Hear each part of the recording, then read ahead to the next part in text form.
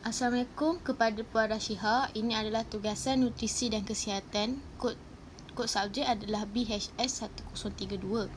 Sebelum saya bermula, saya akan kenalkan ahli kumpulan saya.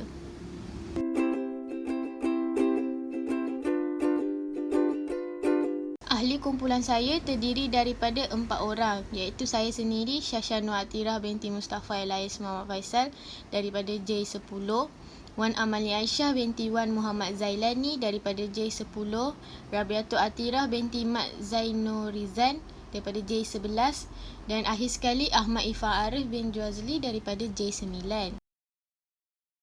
Seterusnya adalah isi kandungan kami. Isi kandungan kami ada 5 sahaja, iaitu yang pertama adalah pengenalan, pengiraan kalori, jadual pemakanan, huraian pemilihan menu dan rujukan. Muka surat slide ada di sebelah kanan. Senario tugasan kami ialah Ahmad berumur 21 tahun, mempunyai ketinggian 172 cm dan berat badan 65 kg. Seorang yang sangat aktif. Sediakan jadual pemakanan bagi tempoh 1 hari. Menu yang perlu dihuraikan adalah makan tengah hari. Pengenalan bagi tugasan kami adalah tubuh badan kita merupakan organisma yang memerlukan zat dan nutrien yang cukup bagi menjalankan fungsi-fungsi organ. Dan pengambilan makanan merupakan elemen yang penting untuk memelihara dan meningkatkan kesihatan. Malah ia juga dapat membantu dalam penghasilan tenaga, pembuangan sisa toksik dalam badan dan sebagainya. Dalam pengambilan makanan yang sihat dan seimbang mengikut piramid makanan, kita dapat melakukan segala aktiviti harian dengan lebih produktif. Ini akan dikaitkan dengan kesihatan yang baik akan bergantung kepada pemakanan yang betul dan seimbang dan juga digabungkan dengan senaman dan rehat yang mencukupi. Hal ini kita perlu mempraktikkan makanan yang seimbang seperti yang ditunjukkan dalam piramid makanan. Makan makanan yang kaya dengan zat ataupun kaya dengan nutrisi adalah sangat bermakna untuk seseorang yang sangat aktif, dan sekiranya kita mengambil nutrisi yang betul, ia juga akan meningkatkan keupayaan seseorang dalam melakukan sebarang aktiviti yang lasak dan sebagainya.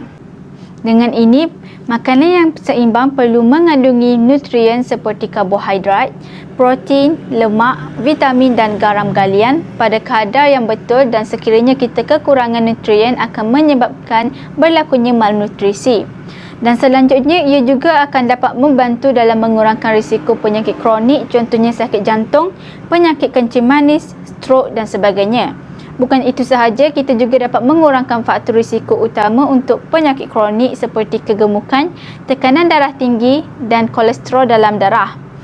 Bagi memudahkan orang ramai dalam mengamalkan pemakanan yang seimbang, Kementerian Kesihatan Malaysia iaitu KKM telah memperkenalkan pinggan sihat Malaysia. Dan ini adalah untuk memastikan kita membuat pilihan makanan semasa waktu makan supaya seimbang serta mengelakkan daripada terkena risiko atau penyakit. Pengiraan kalori dari segi formula BMR ialah 10 darab berat tambah 6.25 darab tinggi tolak 5 darab umur tambah 5, iaitu 10 darab 65 kg tambah 6.25 darab 172 cm tolak 5 darab 21 tahun tambah 5, bersamaan dengan 650 tambah 1075 tolak 105 tambah 5 bersamaan dengan 1625 kalori. Tahap aktiviti Encik Ahmad ialah 1.725. Bagi kiraan DCR pula, 1625 darab 1.725 bersamaan dengan 2803.125 bersamaan dengan apabila dibundarkan 2803 kalori.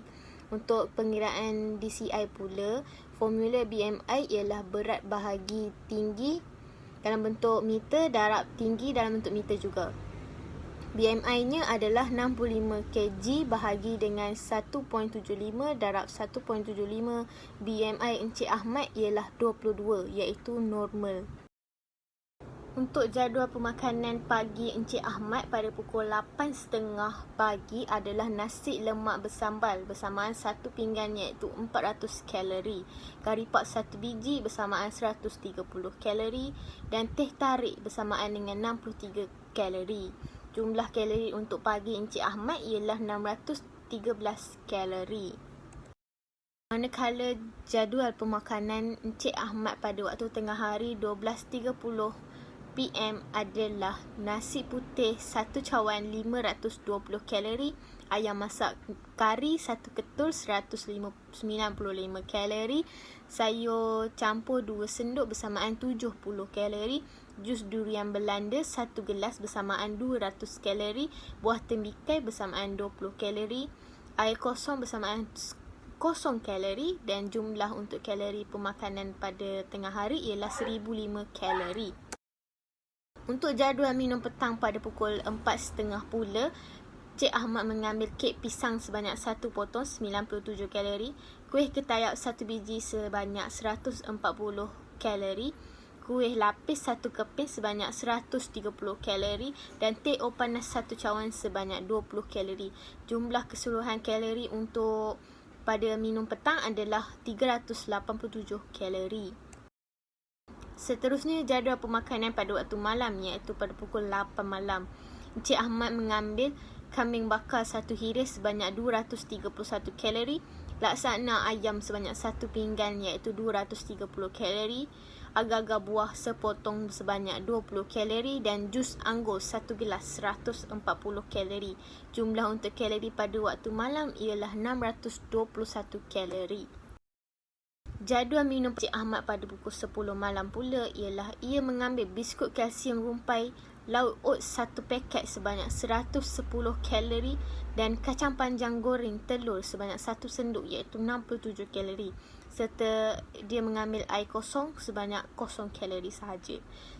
Jumlah minum malam Encik Ahmad ini adalah 177 kalori.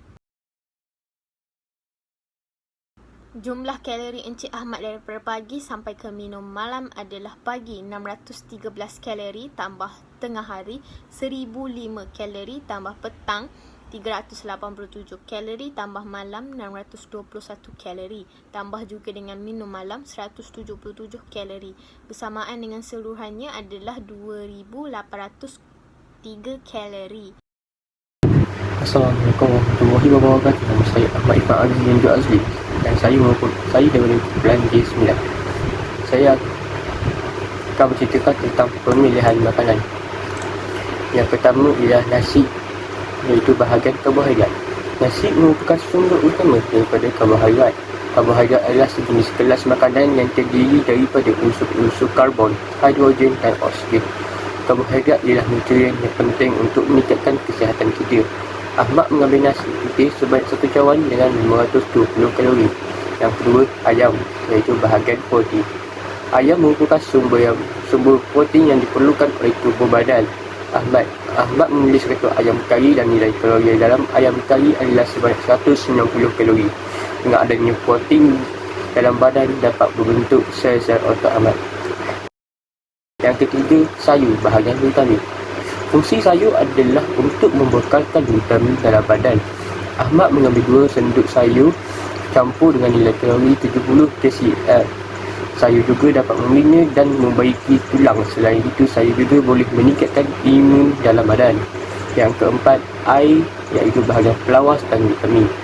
Jus durian Belanda dapat mengurangkan paras gula dalam darah. Selain itu, jus durian Belanda juga dapat menghalang kerosakan sel.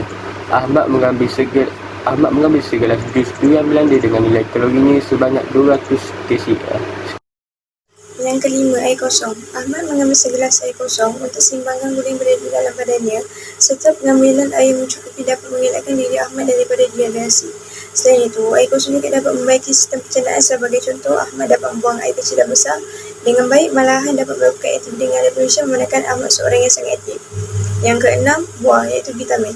Ahmad mengambil buah tembikai selepas makan untuk dijadikan ucung mulut. Buah tembikai juga boleh meningkatkan kesihatan jantung. Ini kerana lisopin dalam tembikai boleh membantu mengurangkan kadar kolesterol dan tekanan darah. Nilai kalori buah tembikai yang diambil oleh Ahmad ialah 20 kilokalori.